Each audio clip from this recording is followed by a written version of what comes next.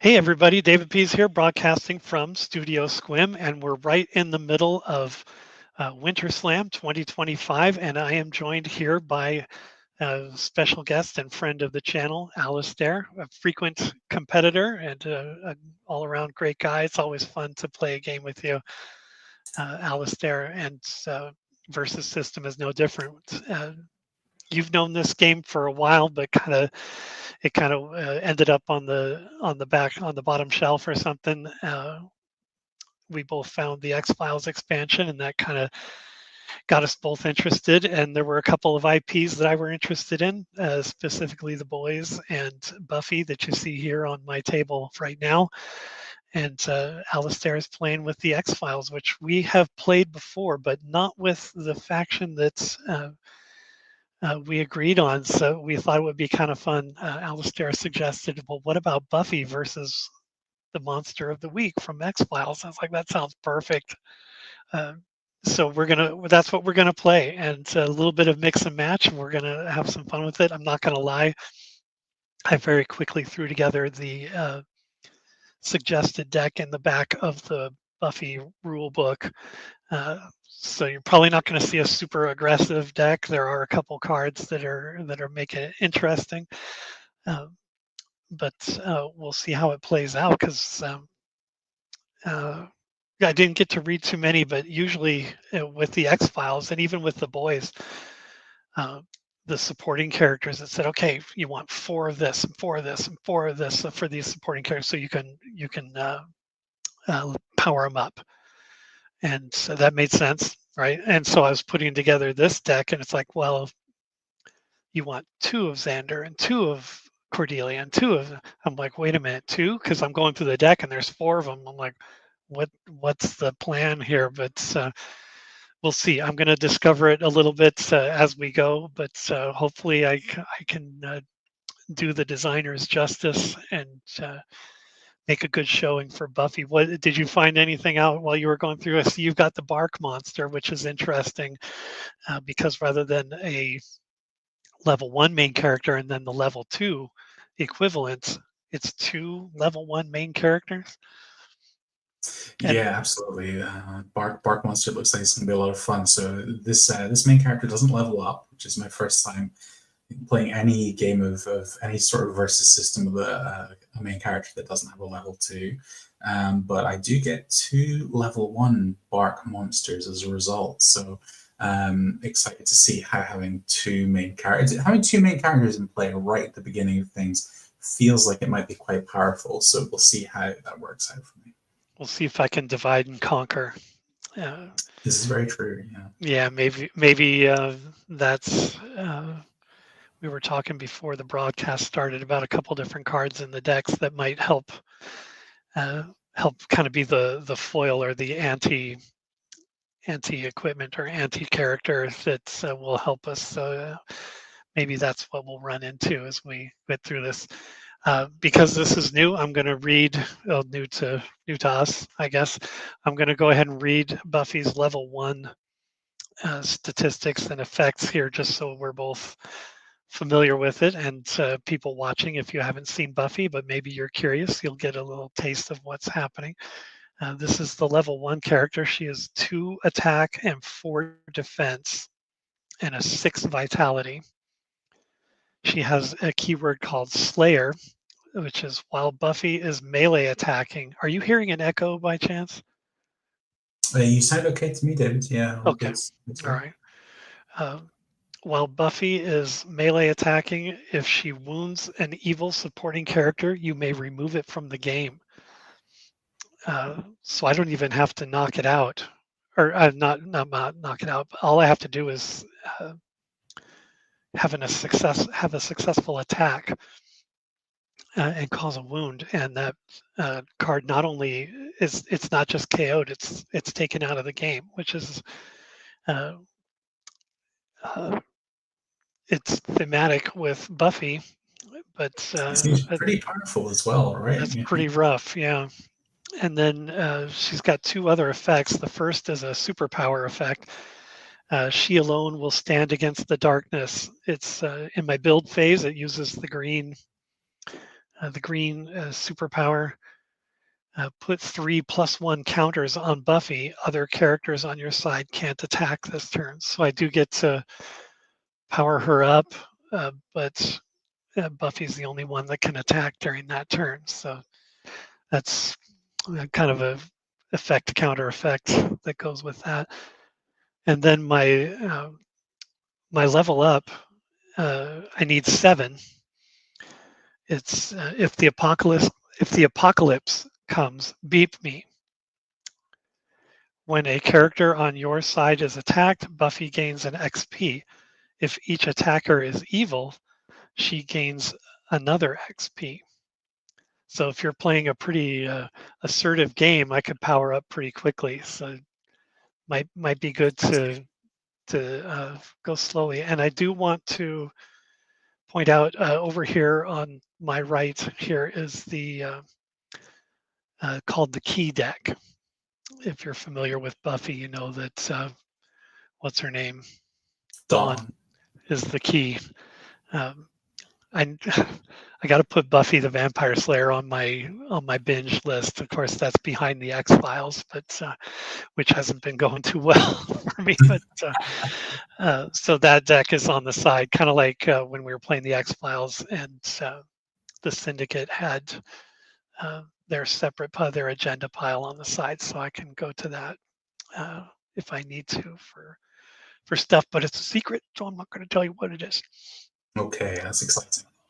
All right, you're up, boss. What does the bark monster do? Yeah, so we've got the bark monster. It's a 4/4 with no flight or ranged either of these cards. Just both 4/4s, both with 4 vitality, and both with this first clause on them, which is forest dwellers. You start the game with an additional main creature named bark creature or bark monster, depending which card on your side.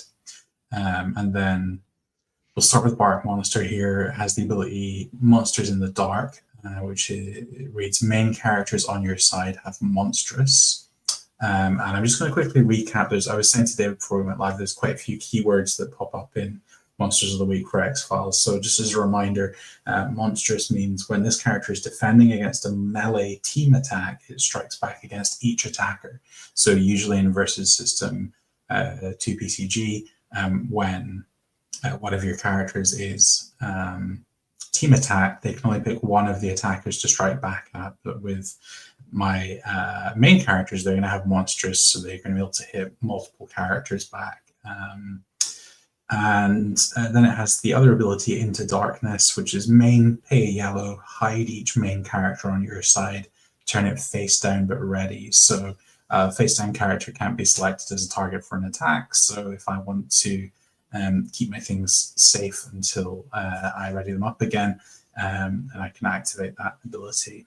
And over on Bark Creature, the abilities are Devils in the Dark, which is main characters on your side have Violent, which means that the characters will strike supporting characters with double their attack. And From the Darkness, which is main, pay a red, main characters on your side can't be struck this turn. So again, another way to keep my my main characters safe there. Interesting. That is a lot. We both have a lot of text to go with these. I might have to reach behind me and find my X-Files deck because there's no way I'm going to remember all that stuff. So Yeah. And I don't want to keep asking you every single turn. What does that mean? What's this power? And then I make a stupid mistake, and it happened once or twice when Nathan and I were playing just before this, where I forgot. And you'll remember this. I did this with you too. He was playing as the colonists, and I mistakenly played a location that had the superpower that he needed to get an experience point. Oh no. For his side. Now it didn't end up with him leveling up, but it was. I already had like 7 resources on my side, so it's not like I needed that extra location, and I could have avoided that. So I should have just held on to it in my hand.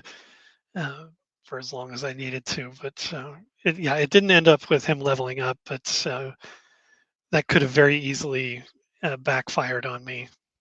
And so I'm, and plus it would have been obnoxious if I just kept asking him over and over again what his power-ups and stuff. So he said that was one thing that was handy with this, is that we both have the same cards. We're both True. playing X-Files, right? So each of us could look up what the other one had in their field and be able to know what the attack and defense was without having to constantly remind each other, since we're playing online like this. I It's will. not as easy to Well, see those things as it would be as if we were on opposite sides of the same table.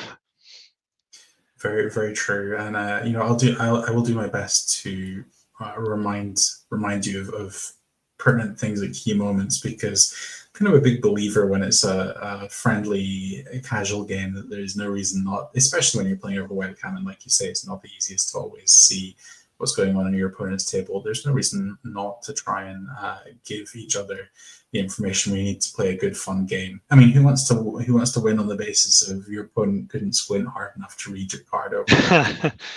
That's Yeah, or a simple mistake that could have been avoided had you just been in the same room together, or in our case, uh, neither of us is extra familiar with these cards. We'll be experts with Buffy and Monsters of the Week after this game, I'm sure. But when you're just starting and you're just learning, you just want to have a good, fun game. You don't want someone to get a lopsided victory in 10 minutes because you played a superpower that gave someone a level up. So, absolutely.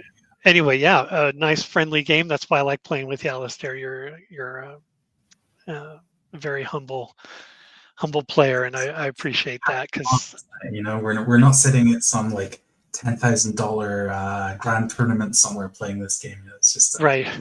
We're not in Las Vegas.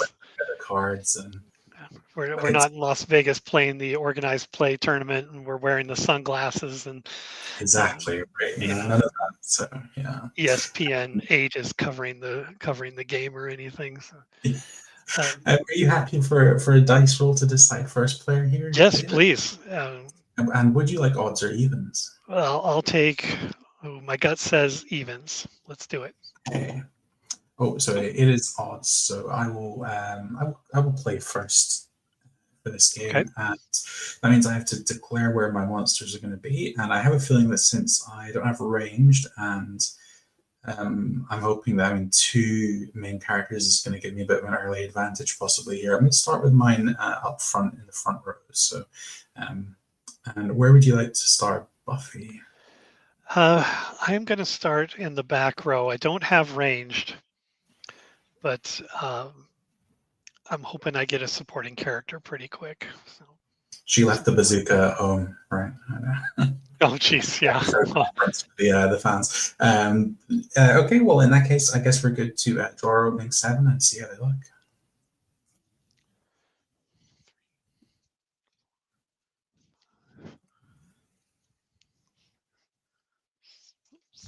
There we go.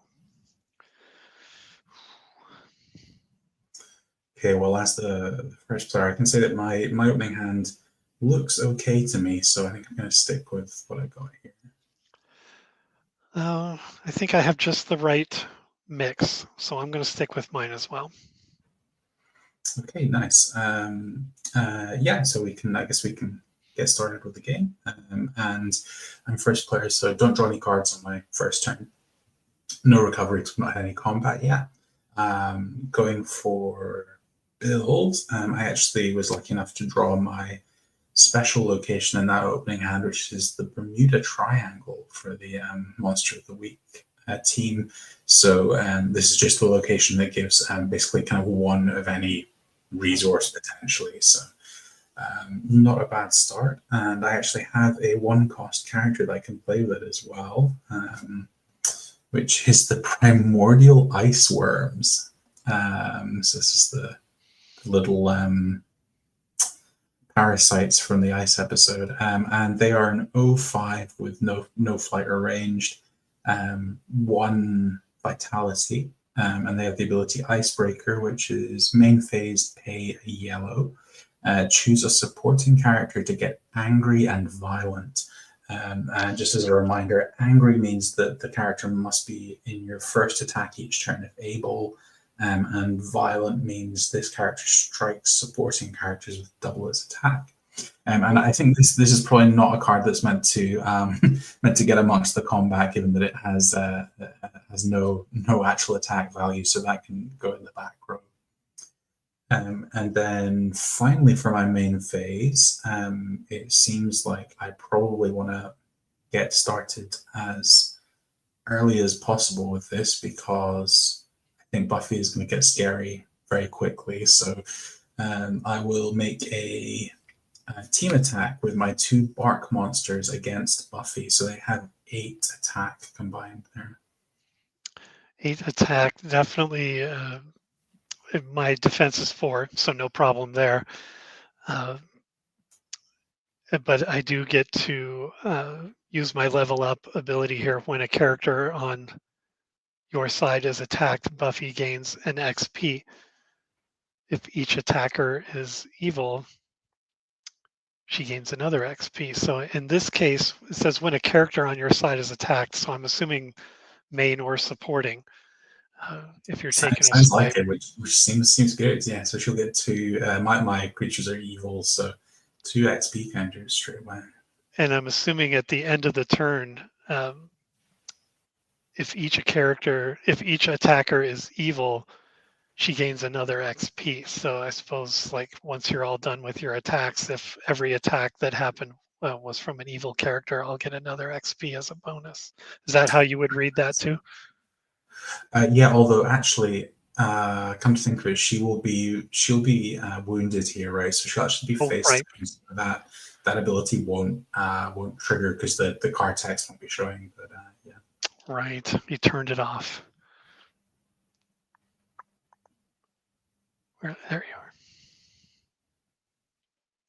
I immediately go for the red counters because they're look like blood, but no, need to put the X on there. All right. Anything else, good sir? That is everything for me. So yeah, over to you, David. Take it away. All right. I'll start by drawing my 2 cards. Interesting. And recovery phase. We'll bring back Buffy and Ready.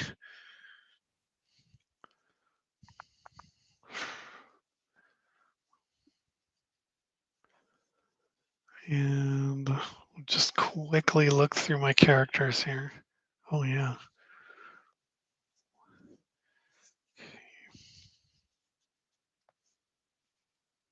I'm actually just so excited to see who is in the Buffy set. For anyone watching, I think today before we started, in spite of being a big Buffy fan, I don't actually really know what is in the Buffy versus set almost at all. So I'm going to be like, oh, there's Oz, or oh, there's Tara, Yeah, it's just like with the Scooby-Doo expandable card game and stuff like that. You start seeing these cards like, oh, I remember that. Oh, I remember that too. The X-Files we're still pretty familiar with because of the other games we play. But yeah, with this one, it was a lot of fun, and I was remembering seeing all these characters. Oh, I remember Xander was my favorite. No, wait, Cordelia was my favorite. No, wait, so it brings that nostalgia. It's a lot of fun. So I'm looking forward to seeing these guys in action. And speaking of which, I am going to play a location here that gives me a yellow power, Sunnydale High. That's my resource. Yeah, if you're a big Buffy fan, I would recommend this, but I will give you the caveat that it's tough to find. And I don't know if that was just because they chose to make a limited run when they published it, or people are hanging on to them or what, but it actually took me a while. And remember, I'm a notorious cheapskate, right? So it took a while before I found the right deal. I mean, if you really wanted to pay, 70, $80 for it, it's yours. But I wasn't willing to drop that kind of money. I had to wait for a while before I finally found the right price, uh, but it was worth it. So it's a fun thing. Uh, I'd love so to get my hands on it, but I think, like yourself, I'm going to be holding it to try and find a cheap set at some point.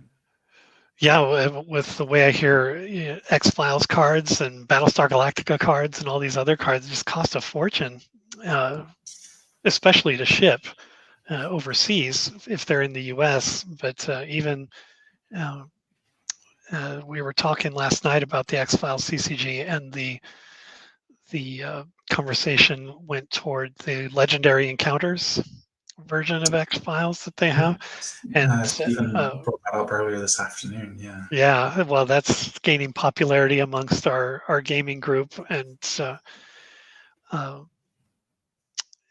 Guillaume was saying the cheapest he could find new was like 100 euros. I think this is And because Upper Deck have lost the license now, so it will never. I think it's in a situation where it will never see a reprint, and that tends to be where things start getting silly with pricing. I mean, I think the good thing about Legendary from the point of view, if you guys want to play it over webcam, which I was saying earlier to Stephen and John, was that actually probably the best way to do it is for just one of you to have the game set up on a table and to hold the hands towards the camera for each of the players that you have playing, and the other guys just have their cameras on and kind of instruct you on what to do on their turns.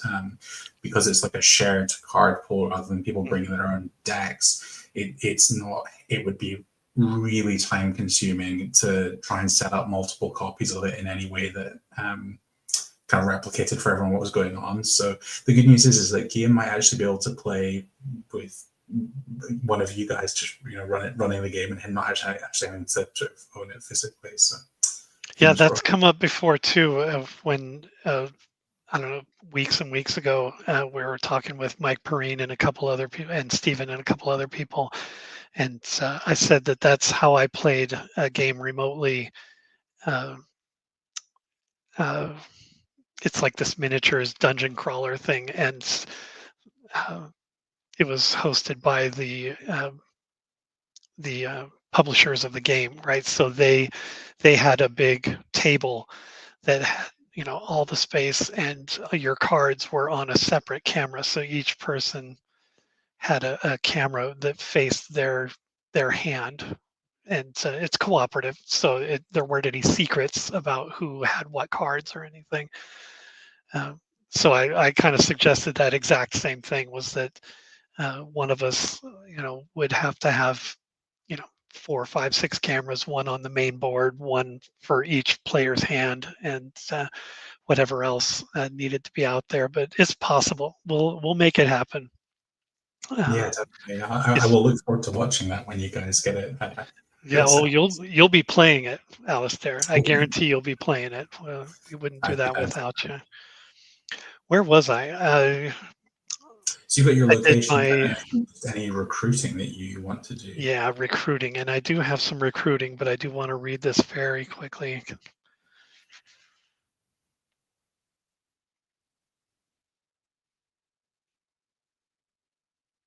Oh, yes, I definitely want to play this, although it's probably going to be another set him up and knock him down kind of thing. I'm going to use one recruit point to bring Joyce as a supporting character, Buffy's mom there.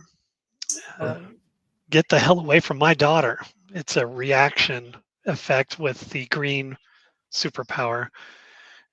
When a good main character on your side gets stunned on an enemy player's turn, it doesn't get wounded.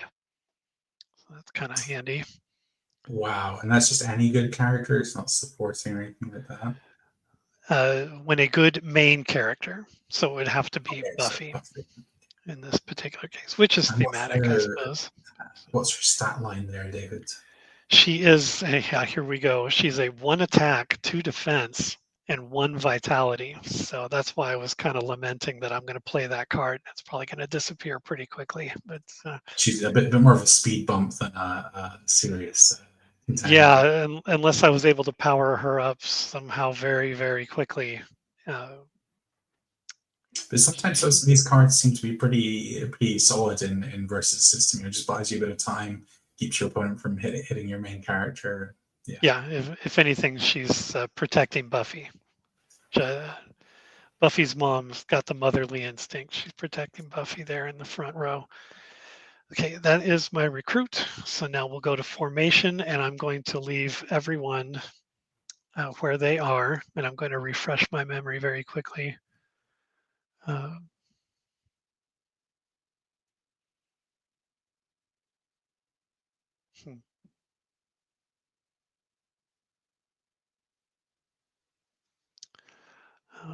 did I already declare that I'm done with? Oh yeah, I already said I'm on with my formation steps. So we'll keep that in my back pocket for later. So on to the main phase. And really, I don't think I have anything that is going to be anything more than a mosquito flying in your ear. I don't have any ranged or flying, and my attacks are nowhere close to your guys' defense, and no plot twists. So I will end my main phase and turn it back over to you. Okay, so I start off by drawing 2 cards. And build step, I'm going to play a laboratory.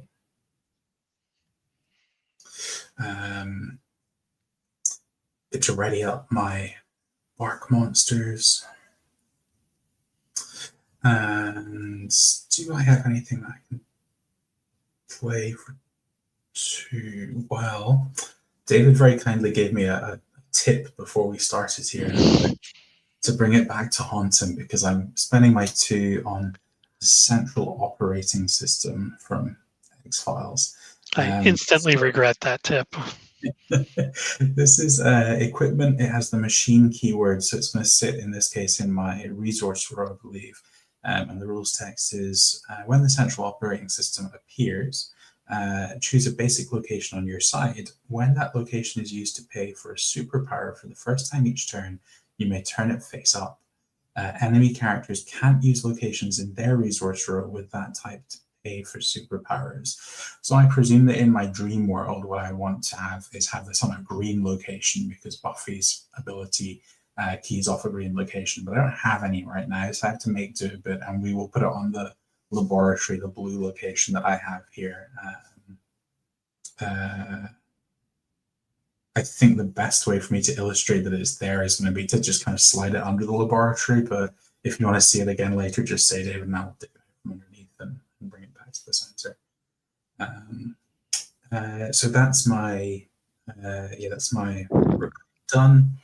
And I'm still a little bit, I shouldn't complain because I can do things, but it's very similar to last turn. So I think the plan here is that 1 bark monster is going to attack Joyce in your front row for 4.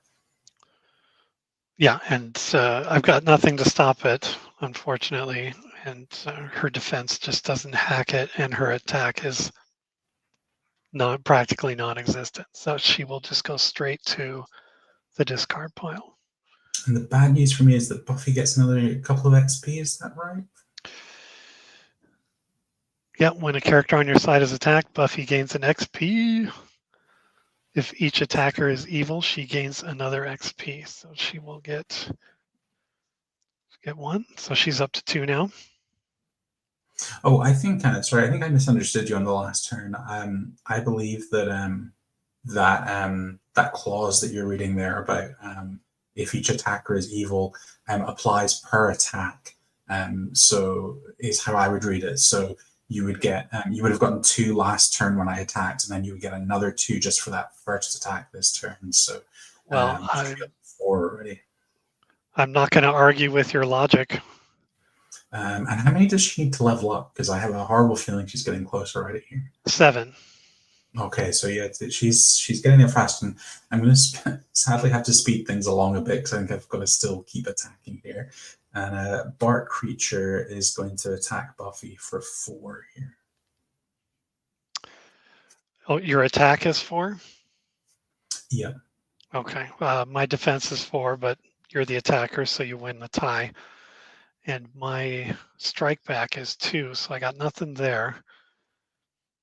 So I do get the 1, right? The 1 XP, but she's stunned, so she doesn't get the second one. Is that? I misunderstood last time, and the way I would interpret it is that she still gets both, because I misunderstood what you were saying about the timing, and I thought it was specifically saying something about the end of turn. So I think she should get both there. So you'd be up at 6. Okay. Again, I'm not going to complain. I love it. Oops, I'm turning the wrong counter here. Is what my problem is. So I should be at 6 XP. 6 XP and 2 wounds. Yep. There, I'm accurate now.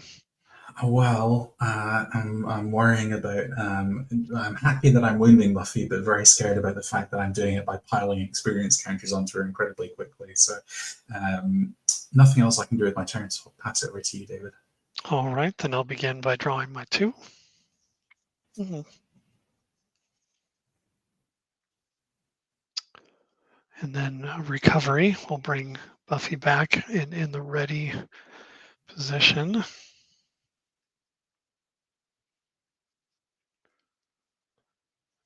And I'm going to play, this is one of these superpower locations that has the multiple energy, a lot like your Bermuda Triangle there. So we'll put that there.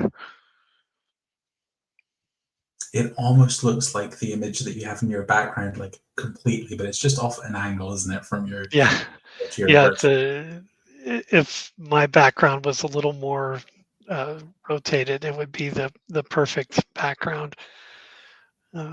So with 2 resources, let me read this again.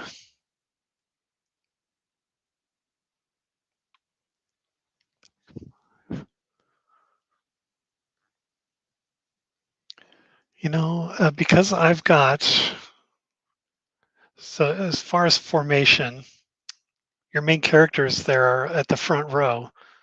They are, yeah.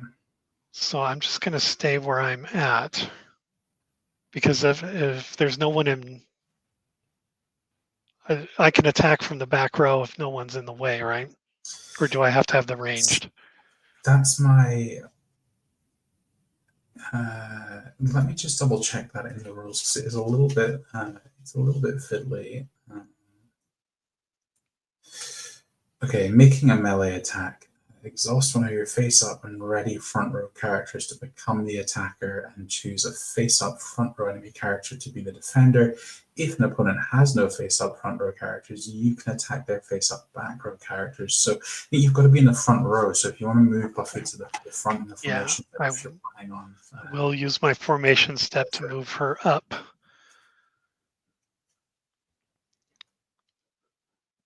To the front row, and then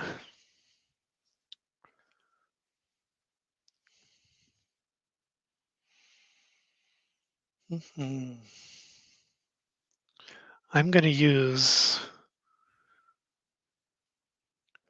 the library here. It offers me a green. She alone will stand against the darkness. Oh, it's during my build phase. Fudge. All right. Okay. Next turn. I'm on you.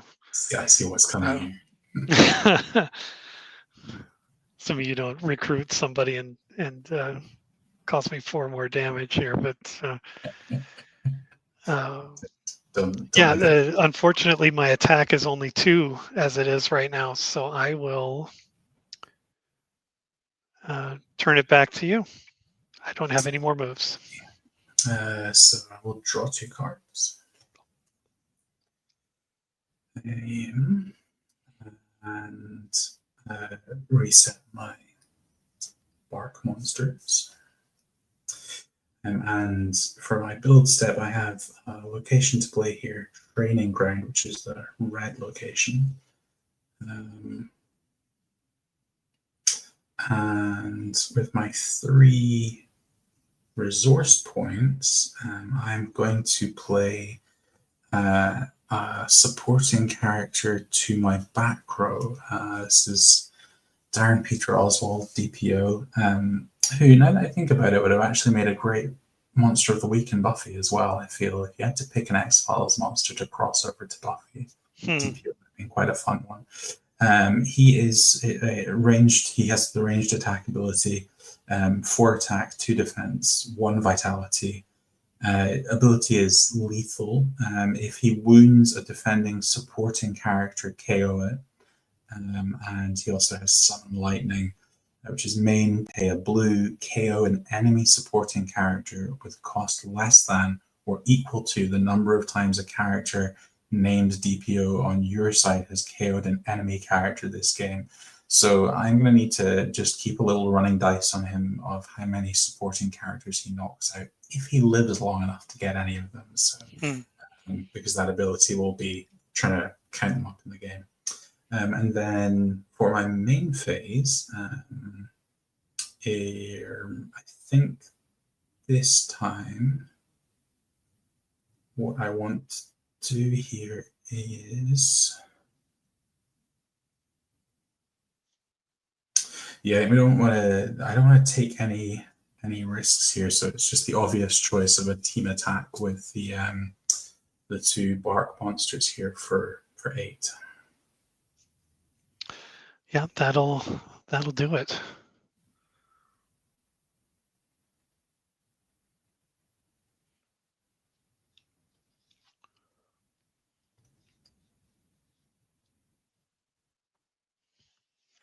Okay. And I'll pass it over to you for your turn. All right. Don't forget, Buffy levels up here, actually, doesn't she? That will be another. Oh, yeah. That was enough, wasn't it? That was fast, wasn't it? Oh, wait. She's at 4 right now. So she would only get 2, right? I thought because we had, this will be her. Because she needs 7 to level up. Oh, and this is only her 3rd wound? Hold on, but I attack Joyce as well. So Joyce is 2, and 2 wounds on Buffy is another 4, and then this lot of wounds would put her to 8 XP. Yeah, she definitely levels up here. Okay, well, no wonder the Buffy set only came with 4 XP counters. Yeah. We'll set that to the side, and just so you're familiar with what you're up against here, she is now a 6 attack, 6 defense. She still has the Slayer, and she alone will stand against the darkness, which is the put green energy for 3+1 counters. And then her 3rd effect, she saved the world a lot. It's the main phase with the blue energy and red energy. Buffy can slay evil main characters this turn. At the end of the turn, KO her. So it sounds like kind of a Hail Mary thing. Wow, yeah, that's an interesting ability. So we'll do that. She's in my front row. All right. Anything else, sir?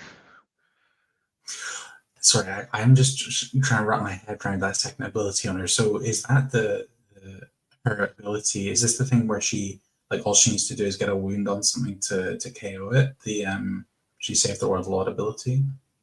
She saved the world a lot.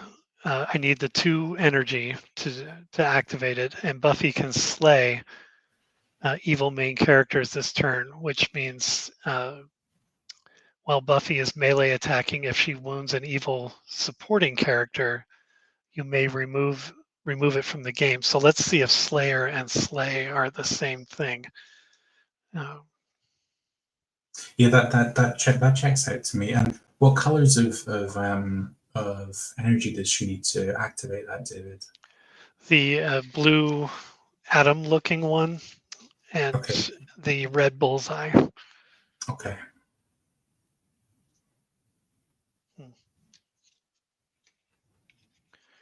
She saved the world a lot. Power lets her slay an evil main character. If she does, and it's the last enemy main character in play, you win immediately. But if something goes wrong or there's another main character left, fitting that you would have the two there, Buffy will get KO'd at the end of the turn. So that would be the end of that for her. Okay. All right. Okay, where was I? She was stunned and has 3 wounds.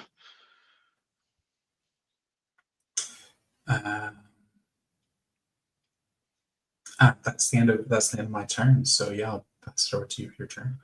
Okay, I'll start by drawing 2.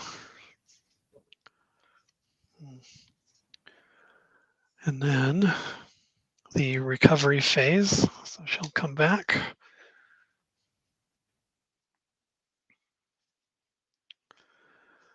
And then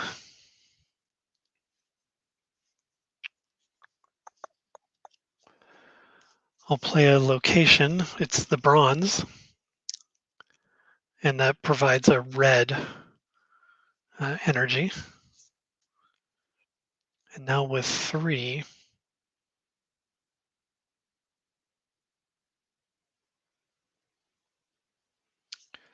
I'm going to recruit. Oh, yeah, I'm doing it the right time.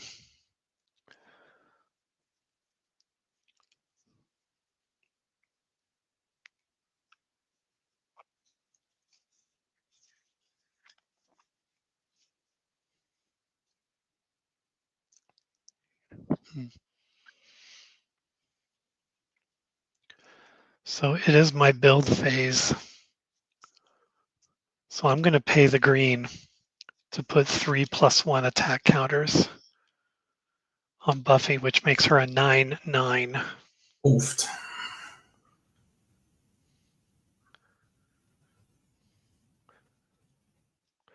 And moving along to the recruit step, I'm going to recruit Giles. He costs 3, and I have the 3 here. He is a 2 attacks, 7 defense with 1 vitality.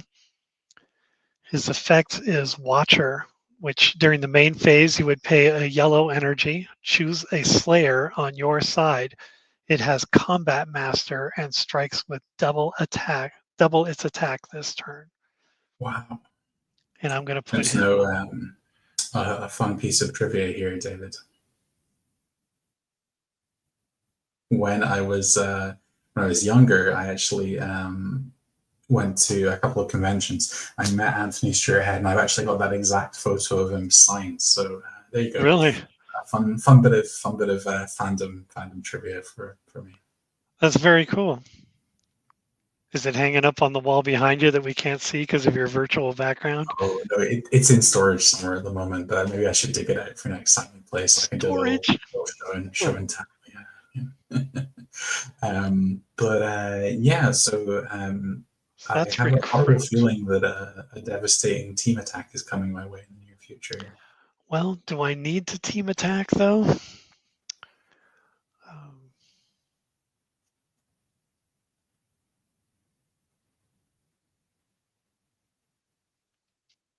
That's true. I mean, Buffy gets the job done on her own here. Yeah, Giles by himself isn't a threat, but I don't know that there's an advantage to a team attack here.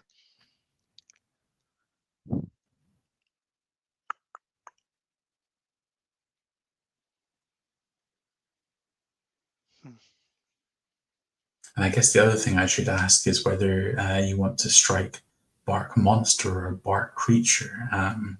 I'll just quickly remind you the main differences between them are really just their abilities. So Bark Monster has is giving my character is monstrous, which is when my main characters are defending against a melee team attack. Oh, so that's one reason you might not want to team attack. It strikes back against each defender, the Bark Monster has the yellow main ability, which is hide each of my main characters, and so I turn it face down, but without wounding it.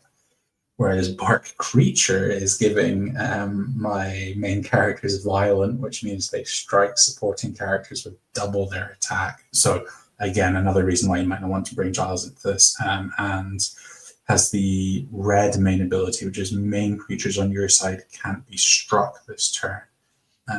So I guess that's a way for them to protect themselves when I attack you on my turn. Yeah, I wouldn't have a defense or a strike back. Yeah, I think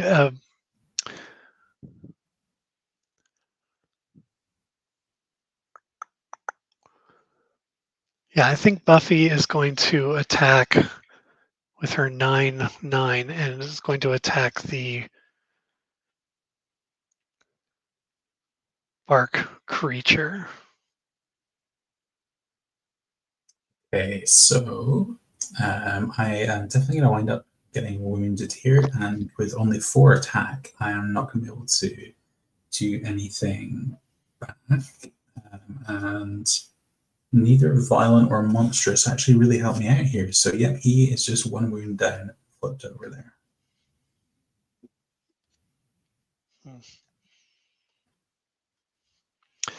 All right, let me turn her to the side. I have a bad feeling about this game. Already at half. But yeah, unfortunately, Giles doesn't have what it takes. So we're gonna end our turn there. Okay, so start of my turn, I draw 2 cards.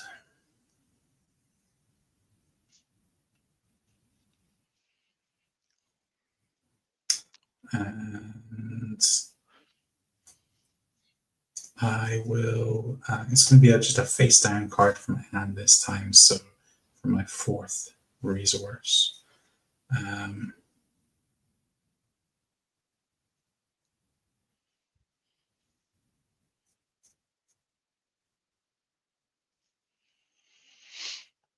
And I am. So is Buffy at the moment? Buffy is a 9, no bigger, like a No, she's 9/9. Yeah. 9/9. Okay. So yeah, I'm gonna pay. I'm gonna pay 4. Sorry, these should be ready. I've done this out of sequence. So you flip the main characters back up and pay 4 for Golem, which is 4 cost supporting character. It's a 4/4 with 2 vitality. Has Swarm, which just means that I can have any number of this character on my side. And it has Bulletproof, which is characters with ranged can't strike the Golem even in melee combat. And it also has Emmet, which is you can't lose the game. So as long as I've got this on the table, even if my main characters are dead, I don't lose. However, when it dies and goes away, I lose immediately. All the more reason to put as many of those on the table as you can, right? Yeah, I suspect there's probably a fiendish end game where you just hide it in your back row and desperately throw things in front of it to try and keep it around. But I now have to work out. So Buffy is a 9/9 with 3 wounds, and Giles is a 2/7 here. Correct.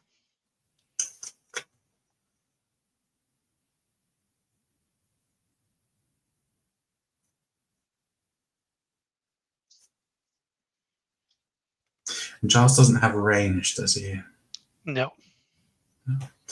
Okay, I think I'm going to do some superpower shenanigans here. So I'm going to flip my Bermuda Triangle face down for a yellow. And I'm going to use my Ice Worms ability here, which is choose a supporting character to get angry and violent. And quite appropriately, I am going to choose DPO here. So he has to be in my first attack this turn, and he strikes supporting characters with double his normal attack for the violent claws. So my first main phase attack here is going to be to have a DPO attack Giles because he'll hit for 8 here, which is seems like a bargain. Yep, that's it. And you said he's double his attack, right? Or double his defense. Yeah, he's double attacking because Giles doesn't have ranged. He's not going to be able to strike back against Right. DPO either. So, and I'm just going to pop a dice on DPO, just a blue dice to remind us that he's KO'd one supporting character just for that second ability he has on him, which cares about how many supports he's taken out. And then I have to really commit to my attack against Buffy here, and yeah, it's gonna hurt because I think there's no way around it. She's going to get to hit something back the other way here.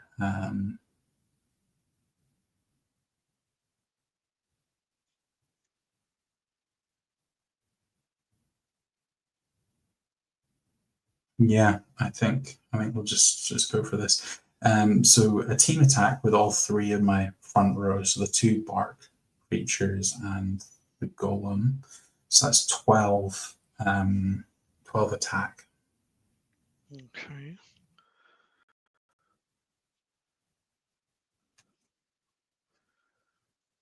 Well, yeah, I don't have anything to stand in the way of that, so it's definitely a wound. The question is, who do I strike back?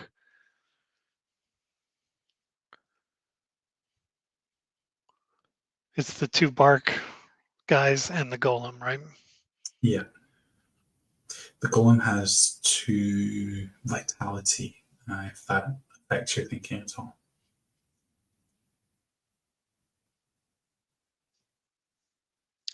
Yeah, but he's a supporting character. If I use Slayer, I can knock him out. True.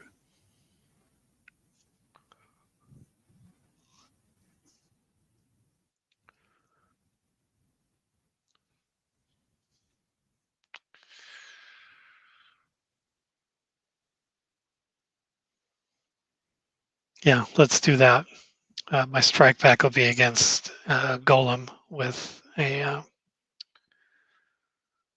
9. Just a regular strike back here, or are you paying to use a superpower, did you say? When you ask that, it makes me nervous. But no superpower. Okay, so no tricks from me. Golem is turn face down, takes a wound. And I'm also face down in a wound. And that's everything I can do for my turn, so that's over to you. All right, I will draw 2.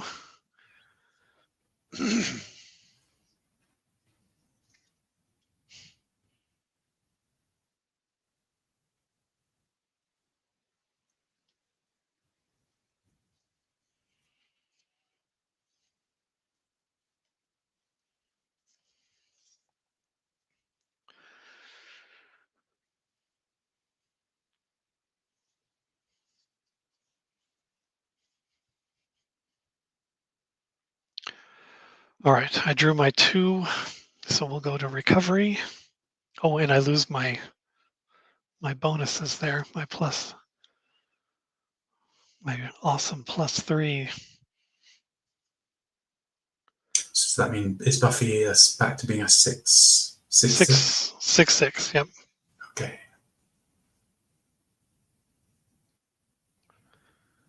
Interesting. So she is recovered. So now a resource.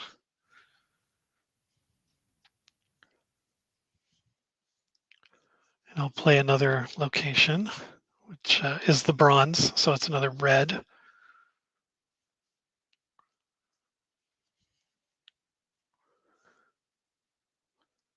I'm going to take advantage of this situation. I'm going to play a Buffy supporting character to power up Buffy with a +1. Nice. And then formation. Buffy's been doing all the heavy lifting here. She's going to move to the back. Oh, I'm sorry, I didn't do my recruit. Yeah, don't forget. Yeah, don't forget. Can you power up a character twice in the same turn? Yes, I believe you can. Then I believe I will. Another Buffy supporting character. So now she's at 8/8. Awesome. And then with my 4,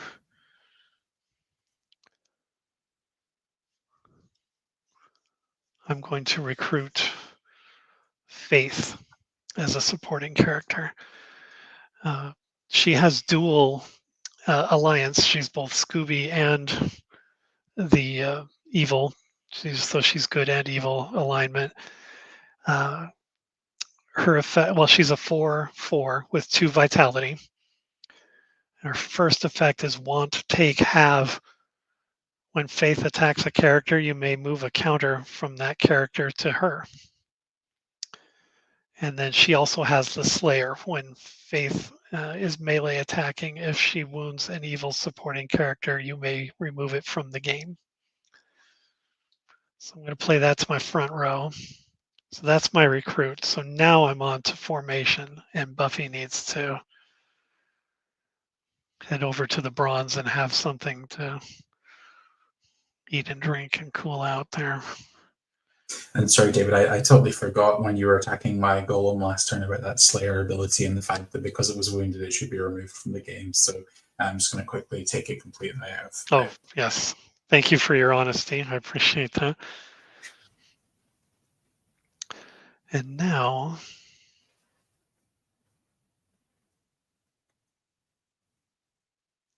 I'm going to play a plot twist. Oh,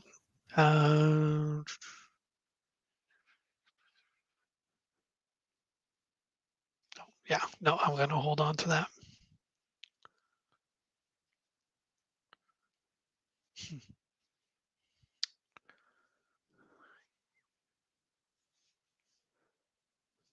All right.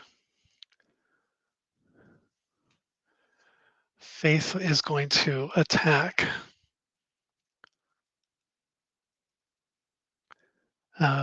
She's going to attack the bark creature that has the one wound on him. She is a 4/4.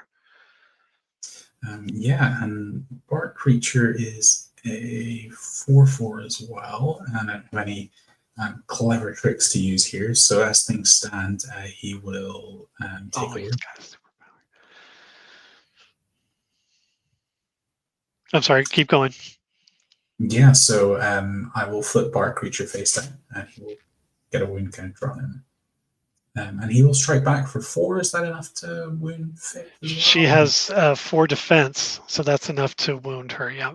And she has 2 vitality, so I'll just turn her upside down and put a wound on her. And I believe that's all I have. So, start of my turn, draw 2 cards. Ready everything up.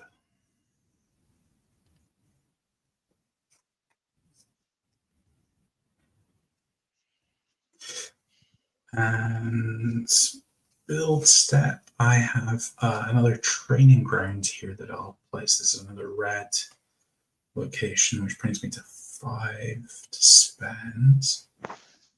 And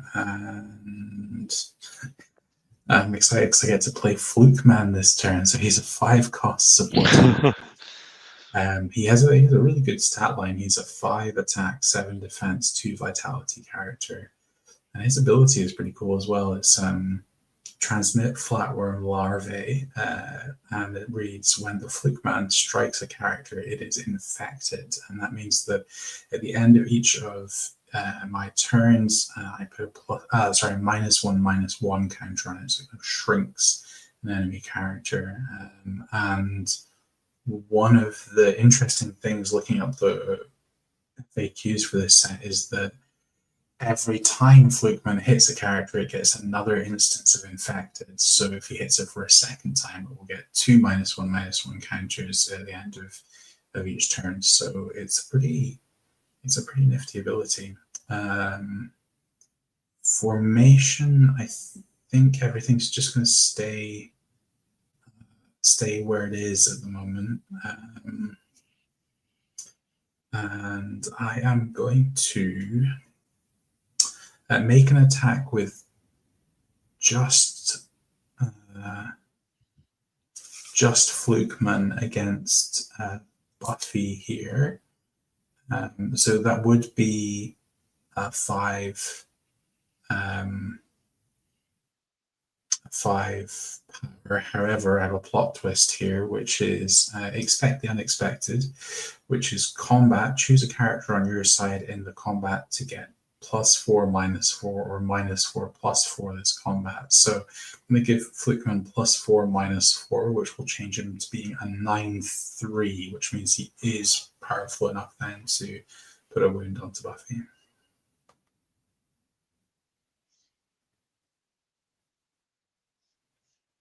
Yep. And Buffy's ability works on the strike back for slaying supporting monsters. Yeah, while Buffy is melee attacking, so does this count as a melee attack if it's not front row to front row? Oh, that's good. So melee combat is a combat that involves front row attackers. I am a front row attacker. Okay. So yeah, does it just say, well, whilst she's melee attacking, if she wounds supporting character, she KOs it, right? She removes it from the game. Sorry, removes it from the game.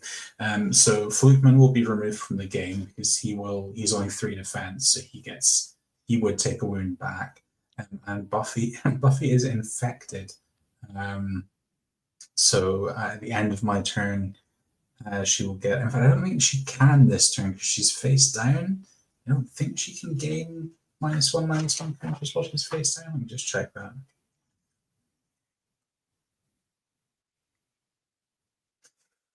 FAQ says character will remain infected until it leaves play. Flukeman leaving play will not end the infection.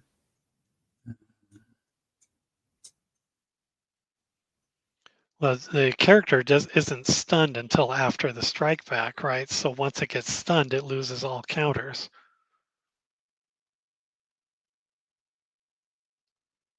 But what's the point if you're going to immediately lose the counter? So yeah, so infected puts the counter on at the end of my turn, so it doesn't happen when the strike happens, and it's like a free floating. Buffy is defending. Oh, for the ability.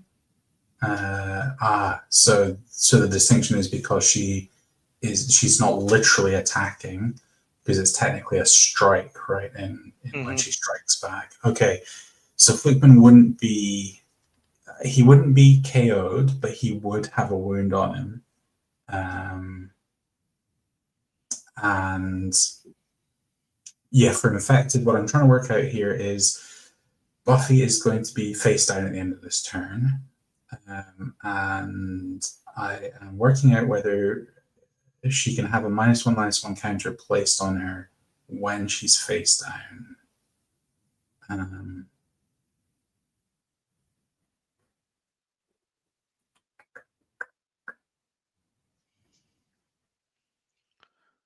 And we got nothing in the back of that thing, right? Yeah, there is a reference to Flukeman, but not with regards to this. And in the rules section, it says when a character becomes stunned, remove all -1/-1 counters from it. That's nice and clear. But Buffy's already stunned. Oh, here we go. A stunned character can't gain or have -1/-1 counters. So basically, she is infected. If she's face up in turns onwards from now, at the end of the turn, at the end of my turn, she'll get a -1/-1 counter. But right now, she doesn't -1/-1. So a little bit fiddly, that rule. Probably one of the more fiddly rules we've come across in versus 2 PCG in our games so far, but I think that's how that one works out. So we got there in the end, and all of that being said, so but is Buffy on 5 wounds now?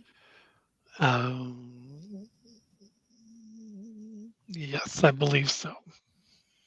And I need 6, right, for Buffy. She's a pretty yeah character. So I can't do anything else on my turn, so I will pass it to you, David, for your turn. All right, I will draw 2.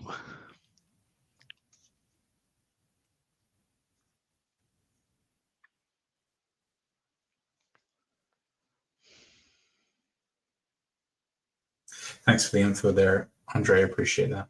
Yes, thank you.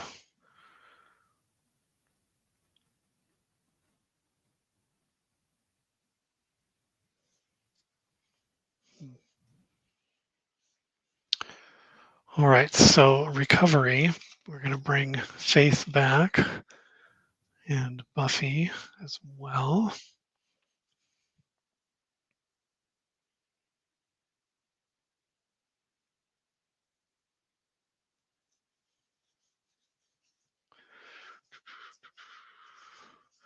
I'm going to play a plot twist while I'm still in my build phase, the chosen one. During your build phase, search your deck and choose a character named Buffy, reveal it, and put it into your hand. Oh, nice. Power up incoming.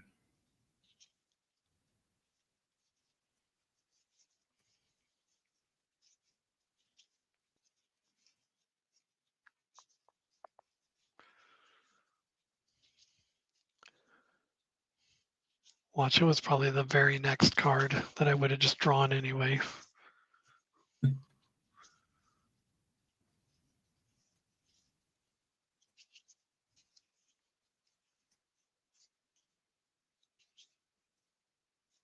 Riley.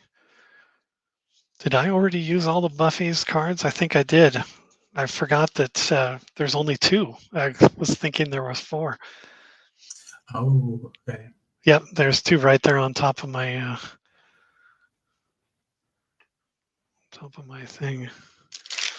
That's unfortunate because she has a second effect, which is during your main phase, choose a character named Buffy on your side and ready her. So it was possible that I could have gotten two attacks. Oh, I think the uniqueness rule would have stopped you having a second Buffy on the table, though. So it would have just been a power up, right?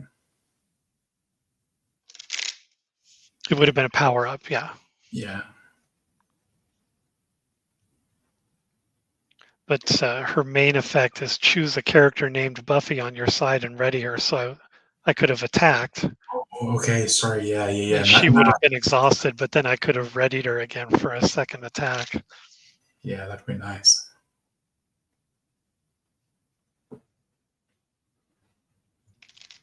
Yeah.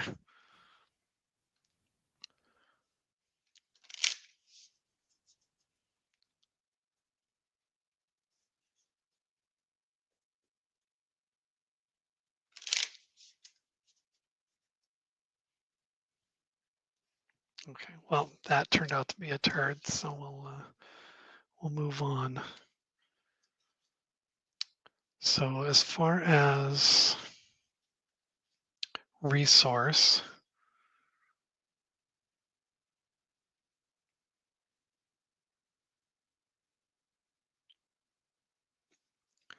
I'm going to play one face down. That takes me up to 5.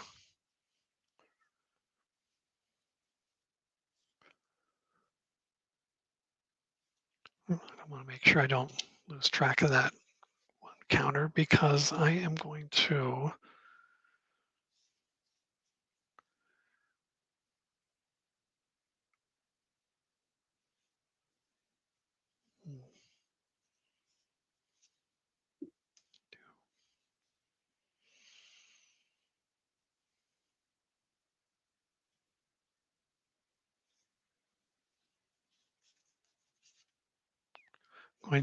recruit Riley for 5. He has ranged and is a 4/4. His effect is, and 2 vitality. Riley gets +4 +0 while he's in your first attack each turn. And I'm going to put him in the front. He has ranged, but I'm going to put him in the front because I'm worried about Buffy. I'm worried. And then moving along, I have another Riley in my hand, so I'm going to power him up. Power up, nice. +1.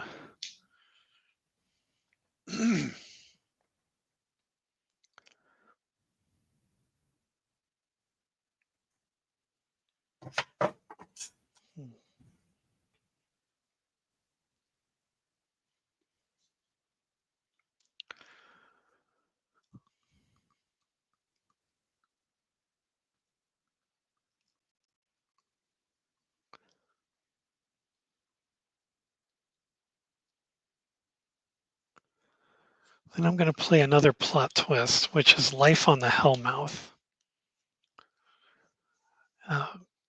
This is in your main. Put a +1 counter on exactly 2 characters on your side. They are in a relationship, which is in bold, so it's a nice keyword there. That means they can team attack together and they can't be struck back while team attacking together. That seems really strong. Nice. That's going to be handy. So I'm going to put a +1 on Riley and Faith, and they are now in a relationship. This is really the kind of game where you want like loads of little custom counters, right? So you want like the little, I don't know, like little acrylic hearts for the relationship, and like little infected acrylic infected token for Flukeman and stuff. I can see that getting pretty fun with this game. Yeah, you can.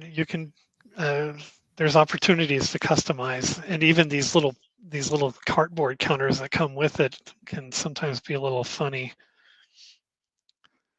So it'd be nice to maybe make something on your own. So yeah, these 2 guys are now in a relationship, and they are going to team attack. Who? I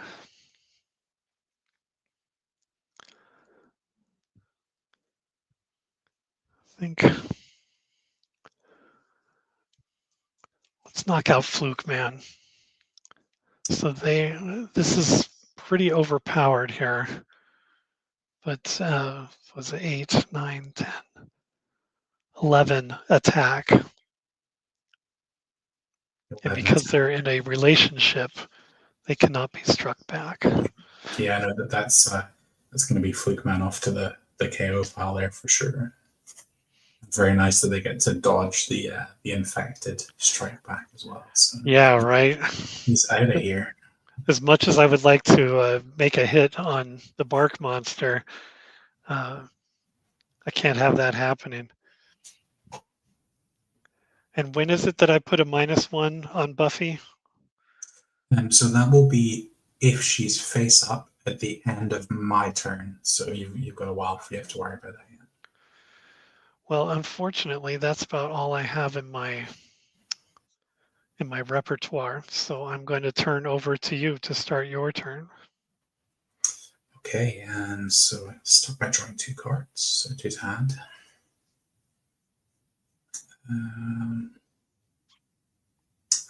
Where am I at? So 5 resources. Need to put something down for 1 more.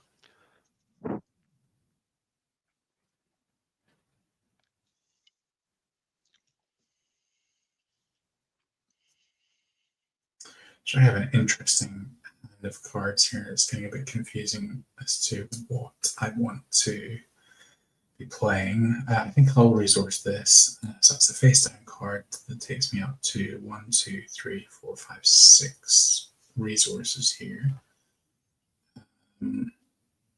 And for the recruit step, I'm gonna this is a really interesting card, and I'm gonna play it to my back row. But you're actually gonna have an opportunity here to send it to the KO pile straight away, but at a bit of a price. So this is Phyllis Paddock from the Dark Angel episode of X-Files. Supporting character, 8/8 with ranged and 2 vitality, so very strong stat line. But it does have demonic sacrifice. When Phyllis Paddock appears, an enemy player may KO a character on their side. If they do, remove her from the game. And then she also has It's Been Nice Working With You, which says when Phyllis Paddock leaves play, draw 2 cards. So it's it presents a dilemma for you of, do you want me to have 8/8 with ranged and 2 vitality, or do you want to send it to the KO pile but let me draw 2 cards in the process and have to KO one of your characters too, which is a hefty price. I would have to say draw 2 cards. Okay, Can't have an 8/8 screwing around. Yeah, so this would be, so you would, when she appears, an enemy player may KO a character on their side. If you do, remove her from the game, and then I would draw the 2 from her other effects. So you'd have to pick us. I suppose, presuming you don't want to voluntarily KO your own main character, you would choose one of your supporting characters to KO to send her away. Yeah, shoot. You're killing me here.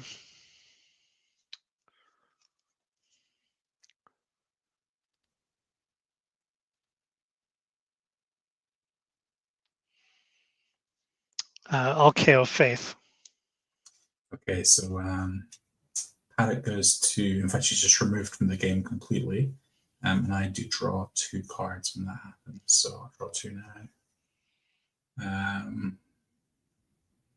And that was my recruit step. So moving on to my main phase here. Actually, this is going to be an interesting turn. I'm going to start with DPO. Because Riley's 4 defense at the moment. That's right, right? He is 6 defense because he has the 2 +1 counters. He's got +1s. Yeah, I'm forgetting that. Yeah, okay. He's 6/6 right now. So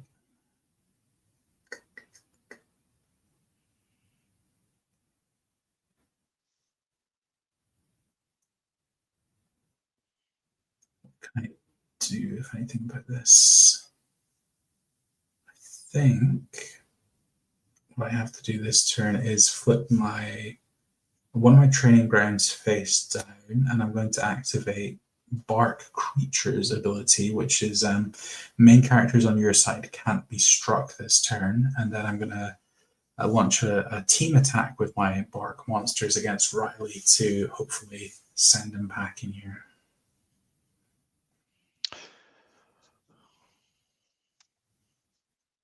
Yeah, I don't have anything to stop that, but he is a 2 vitality, and he doesn't have any wounds. Okay.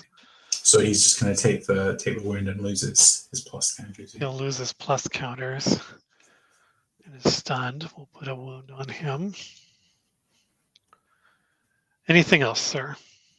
That's everything for me. Over to you for your turn.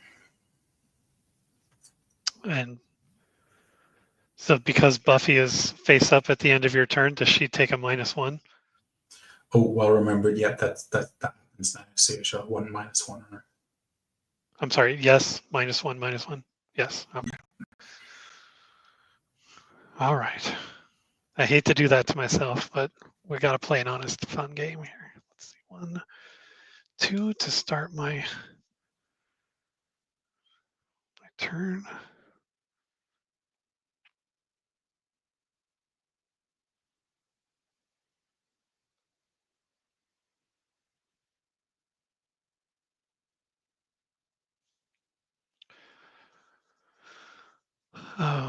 Let's bring Riley back.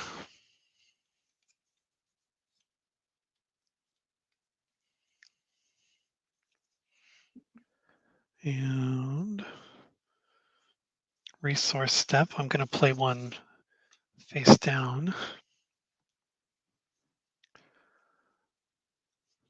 That gives me 6.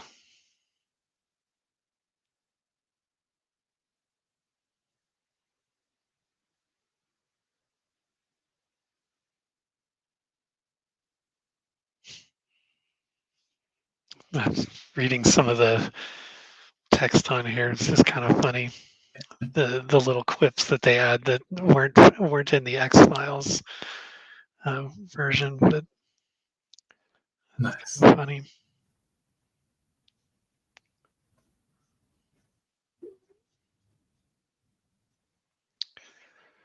All right, let's do this then.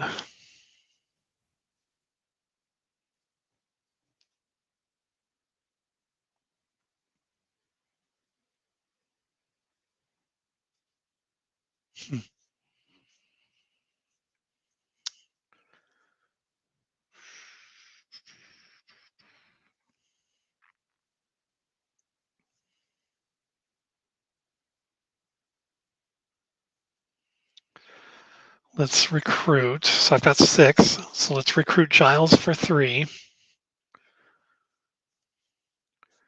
Cordelia for 2. And I'm going to take one. I keep forgetting about my key here. So I'm going to recruit one to bring Dawn. So that's all 6 of my resources. As a refresher, Giles is 2/7 with 1 vitality. During the main phase with a yellow energy, choose a Slayer on your side. It has Combat Master and strikes with double its attack this turn.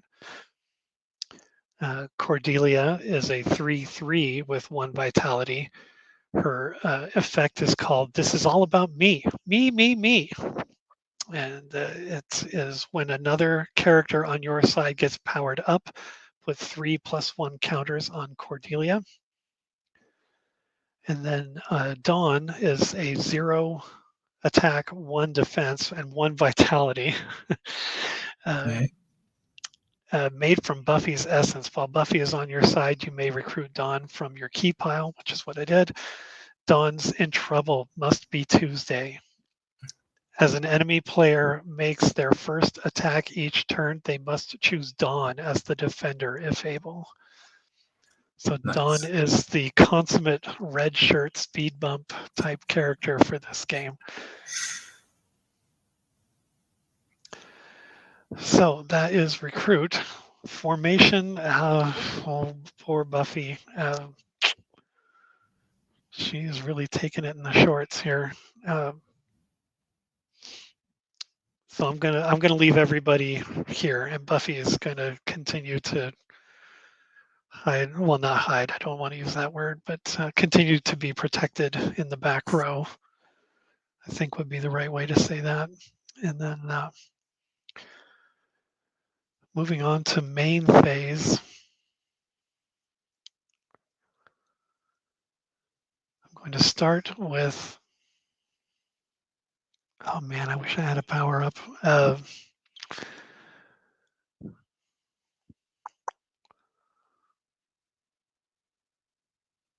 Let's do Riley. Riley gets +4 attack, +0 defense when he's in your first attack each turn. So if he's going to attack and he's the first one, he gets 8 attack and 4 defense. And he's going to strike at the bark creature that has 2 on it already. Okay, yep. I can't do anything about that. I do strike back for 8, but I will take a wound. So flip face down and up to 3 wounds. So just 1 more to finish that bark monster off. And you said you strike with an 8? Yeah, because of the violent ability, my main character strikes supporting characters with double their attack. Well, nothing to stop that. So Riley, poor Riley. At least he gets to join Cordelia, whom he was in a relationship with. The rest of these guys really don't have anything that can help out, and Buffy doesn't have the flight or ranged or anything. So I think I'm at an impasse. I'm going to stop there. Okay, so start my turn by drawing 2. And ready up my characters here.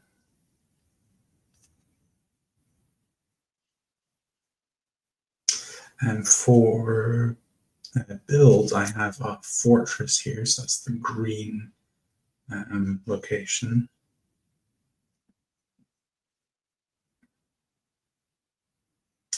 And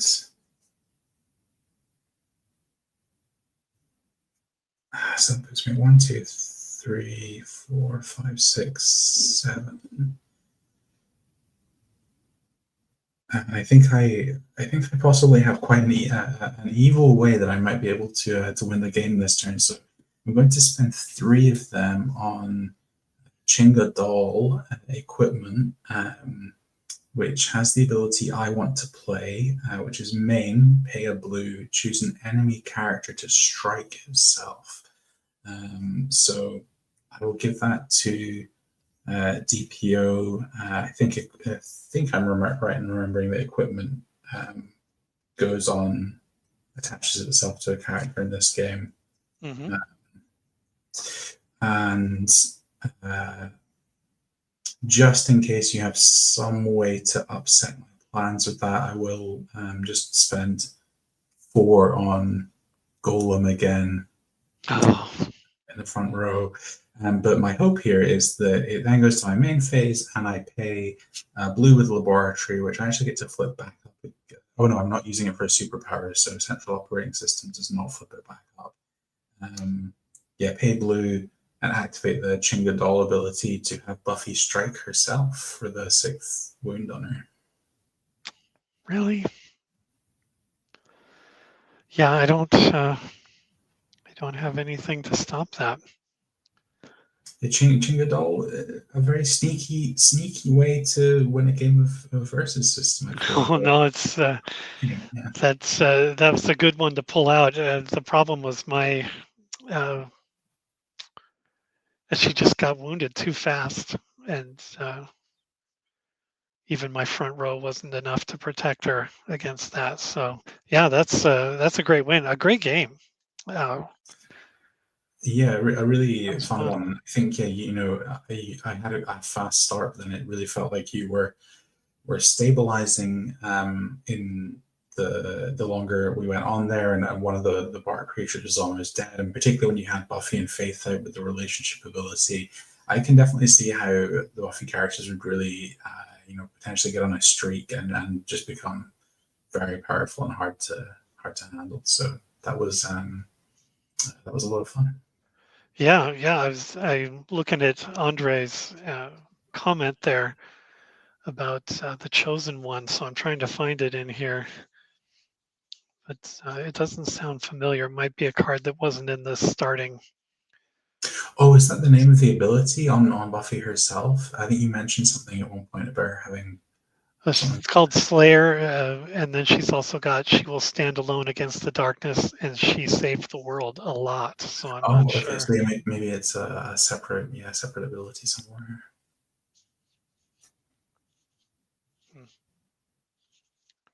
I'll find it another time. Oh, look, Spike was next. Oh man, Spike has a vampire ability. It says when Spike KOs a defending character in melee combat and survives, put a vitality counter on him, which would have That been seems like a helpful. really fun ability. And does he have more than one vitality counter to start with as well? He's just one, and I had Angel in my hand, uh, and I could have played him. He was a 7/8, but I was hoping that I would beef up, by getting the Dawn out of my key pile and putting the other two on there. That would at least protect Buffy for a turn or two. But Angel was going to be my next guy to hit the table, and he has Vampire with a Soul. When Angel KOs a defending character in melee combat and survives, he gets a vitality put on him. So it's the same thing. Is Angel like a dual affiliation thing where they've taken into account that he could be Angelus and be on the villain's side, or does he have a separate card when he's Angelus? This supporting character is strictly Scooby, but his main character, there's an Angel main character, and then there's an Angelus main character. And Nice. as you can imagine, Angel is the good and Angelus is the bad, and you can swap between the two. Let me see if I have it close by. Because I feel like that opens up some more possibilities for hybrid deck building. That sometimes hybrid deck building with the sets we play with feels pretty risky. Whereas if you're able to flip your main character between affiliations, that seems really good. Let's see. You may reveal Buffy in your hand. Maybe I was mistaken.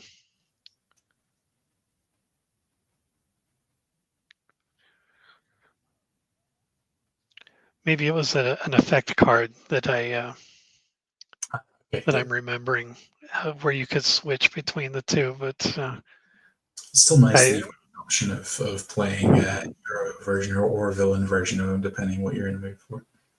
There's a lot of that in Buffy because there's Willow and then there's Dark Willow. Oh, awesome. Then there's Mayor Wilkins, which, yeah, that makes sense. The First Evil, the Master. Yeah, and those are the bad guys.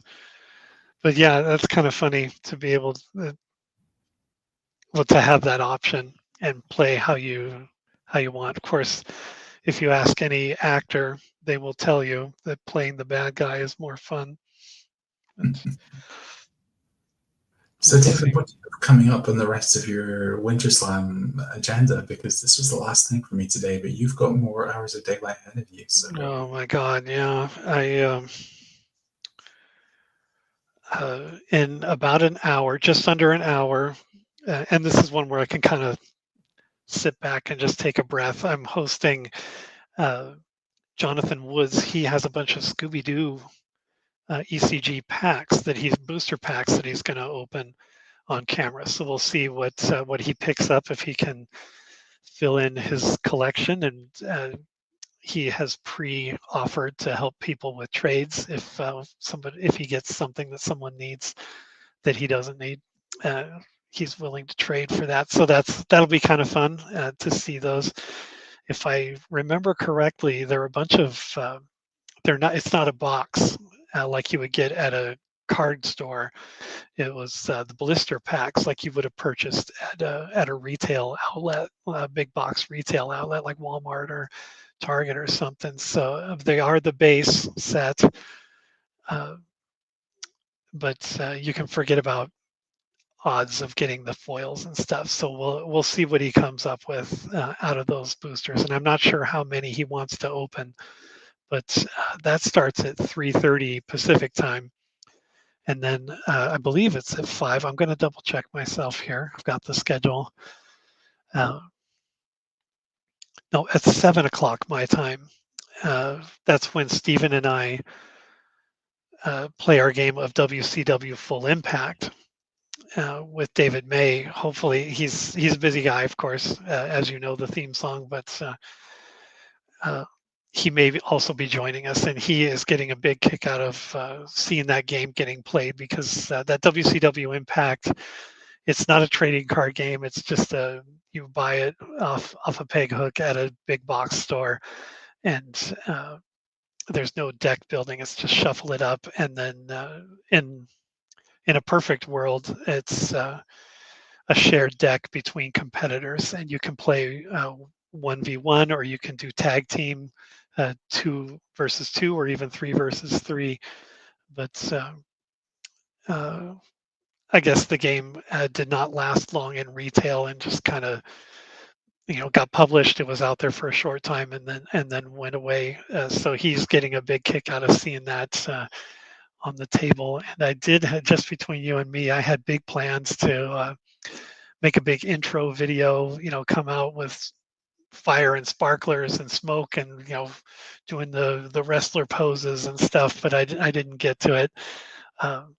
So depending on the outcome here, if I have bragging rights, maybe I'll do that afterwards, and kind of tease Steven a little bit, maybe get a rematch, and hopefully someone will see it. It's dirt cheap on eBay.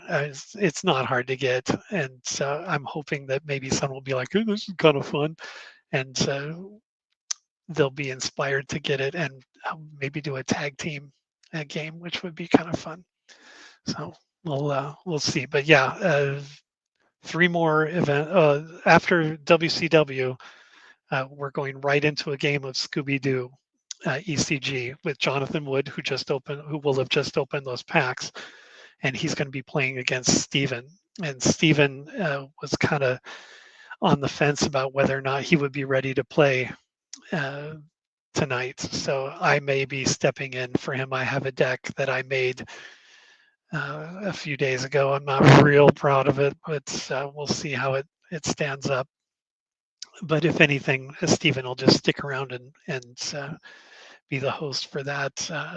But it'll be Jonathan Wood against somebody, either myself or Stephen. So I still have 3 more events before WinterSlam is over for me.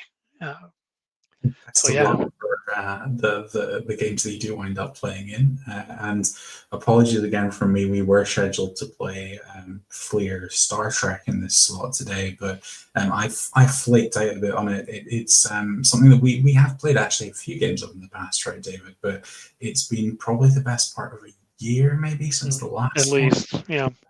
I think both of us were just struggling a little bit to get our heads back in the rules space for it enough to get it on the table today. So we're definitely going to return to it on Squim in the near future, but we just needed that extra bit of time to get our magnifying glasses out and check out that small print. Oh man, I tell you, so, it makes me feel so old to have my phone and use the magnifying glass on it to read stuff like that. I hate it. It's so humiliating. But I think anybody would kind of struggle to get through that rule book. It's a little ridiculous, but that was the format of the time. So we'll deal with it. But you even suggested off camera that you might even give it a shot at maybe condensing it a little bit and making that font a little bigger for this guy. That's right. That would be helpful. It could benefit from it, definitely. So, but it's a really fun game. We had a great time when we played it in the past. So I'm sad that we didn't manage to get it out today. But I think it's the right decision to postpone and just get ourselves really ready for it, so that we can have a nice kind of fluid, fun game, rather than constantly be back to the rules and wondering how something works and this kind of thing. So yeah, it would have made a game twice as long as it needed to be, or 3 times as long as it needed to be. So to be honest with you, as much as I wanted to play the game, and I was doing everything I could to get ready for it, that X-Files discussion last night went until about midnight, and I was already bleary-eyed, and I didn't have my Star Trek deck ready. I knew kind of what I wanted to do, so I was up until about 2:30 going through cards, and I'm going to make this Romulan deck, and it's going to kick ass, and woo! And going through the cards, I'm like, man, there is nothing with the Romulan keyword, but I don't have time to noodle about this. So I just cobbled together the best thing that I could at 2:30 in the morning. And I was just kind of like, oh, Alastair is going to win this one. I'll just give it, I'll just deal with it and move on. But that gives me a little more time to rethink and with a more clear head and Yeah, I put was in a together very a deck that I can actually be proud of rather than something I just cobbled together and got my ass kicked. So, really similar situation to you where I was putting something together and I was just horrified by how much I'd forgotten since the last time we played it. I kind of was sitting there thinking, I remember by the time we stopped playing it in our last kind of cycle of games of it, that I really felt like I kind of understood what I was doing with deck building. I remember that I got at least one deck where I was like, I really feel like I've cracked this a bit, and this is kind of like the right kind of balance of different kinds of card. And I was sitting there and I was like, I don't remember at all what what the the formula hell was. is this? Yeah. So Yeah, I was really sweating that very last. For anyone who's familiar with it, that Discovery episode card, the very last of the 3 episode phases, and you can put XC here, but you can't put it here, and you have to spend it, or you lose it, and then you do this, and you get it if your challenge is there, but you don't get it if you do this. And I just remember at the beginning of this game, it's just like, what in the hell? And I was joking with you offline that I would just kind of smile and just kind of hope that you could explain it for me. You could have totally cheated me out of experience counters all day, and I would have been like, okay, it's yeah, it has a couple of weird, strange little corners to it. That game that are not the easiest to get your head around. So I'm glad we switched to versus. I had a really great fun time.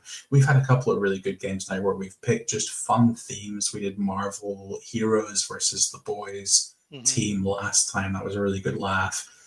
Buffy Heroes versus X Files Monsters, I think, was a really fun thematic matchup as well. So I'm glad we switched it up in the end. Really enjoyed the game of this today, and yeah, we'll have Star Trek to look forward to in the future sometime. Oh, and I see Jonathan Hagee's joined us in chat. Hey, Oh, John. hey. Now, no spoilers on your game from this morning because I haven't had a chance to watch.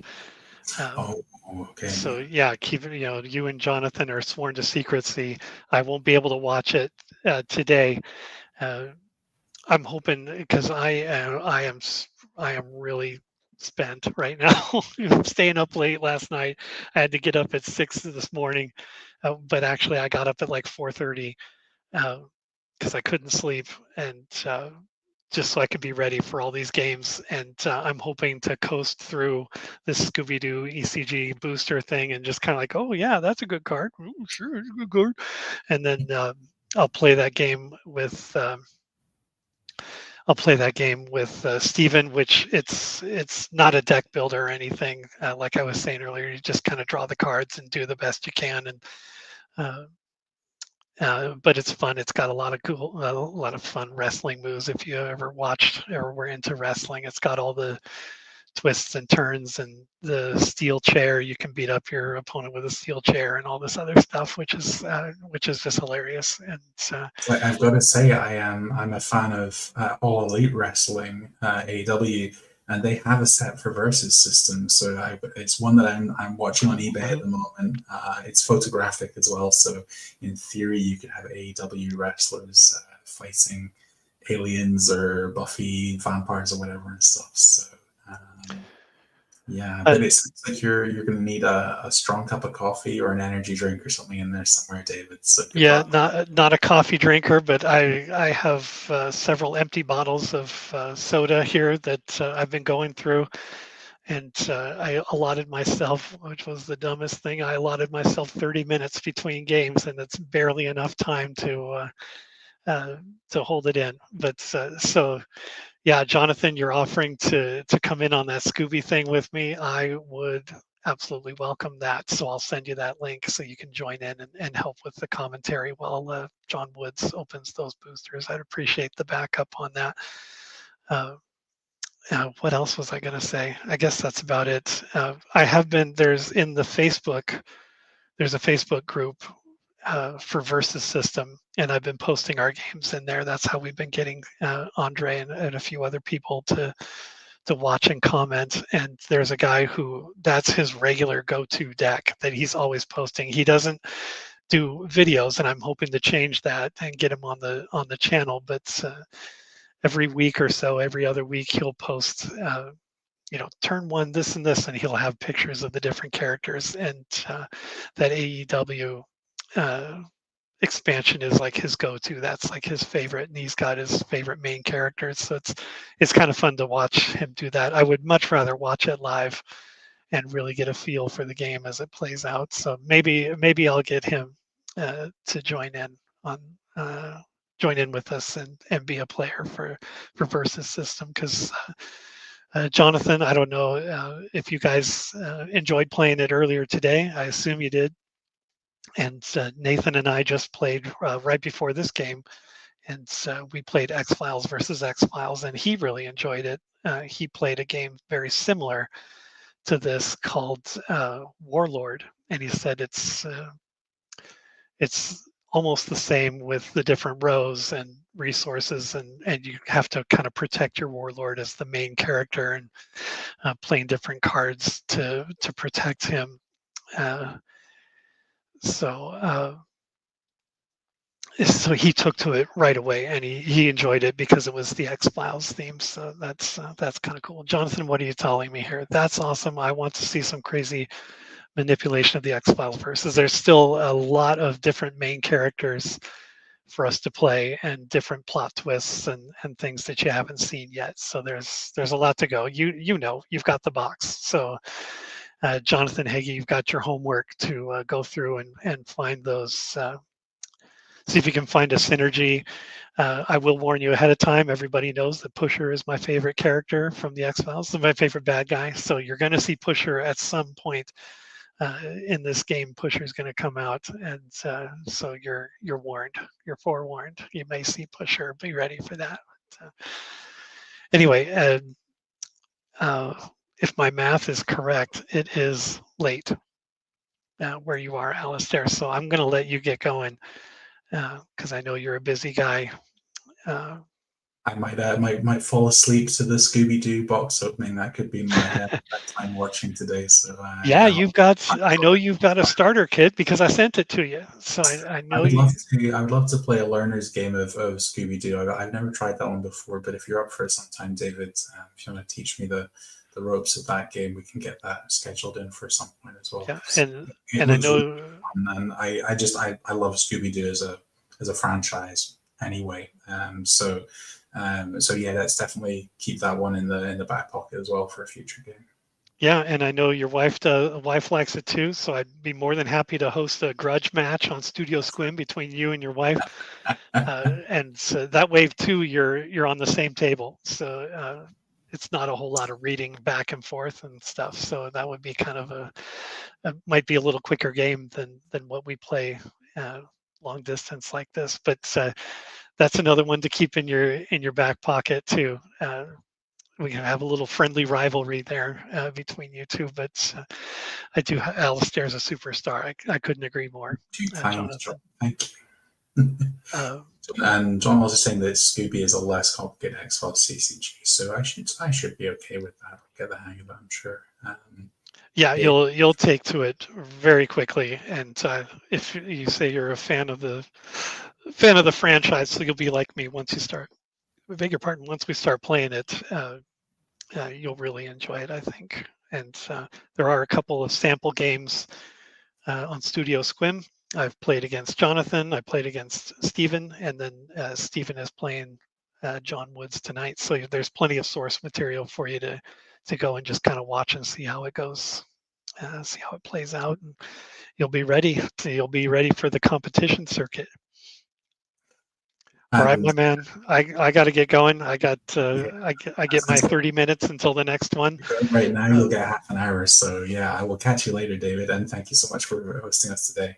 Well, thank you for participating in WinterSlam and playing all these games. It was a lot of fun. I really appreciate it. Take it easy. See you again. Bye. See you later, boss.